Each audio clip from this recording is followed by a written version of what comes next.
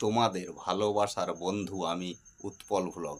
আজ সকাল থেকে কি কাজটা আমি করেছি সেটাই বন্ধু তোমাদের সঙ্গে ভিডিওর মাধ্যমে আমি শেয়ার করব। যদি তোমরা ভিডিওটা দেখো এবং শোনো তবেই বুঝতে পারবে। বিষয়টা হচ্ছে সকালবেলায় উঠলাম ঘুম থেকে, উঠেই একদম ব্রাশ করে মুখ হাত ধুয়ে সরাসরি চলে এলাম দোকানে।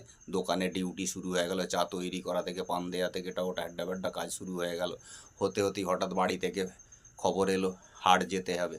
তা সেখানে আবার হাট গেলাম, হাট থেকে হাট করে নিয়ে এলাম আলু টালু পেঁয়াজ আর ইত্যাদি ইত্যাদি সব সবজি কিনে নিয়ে এলাম।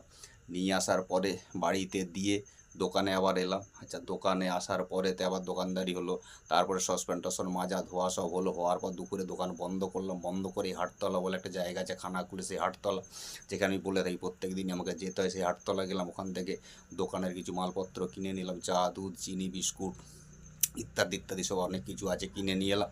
নিয়ে এসেই বাড়িতে যে স্নান করে ভাত খাওয়া হলো, ভাত খেয়ে একটুখানি রোদে বসলাম মাদুর বিছিয়ে।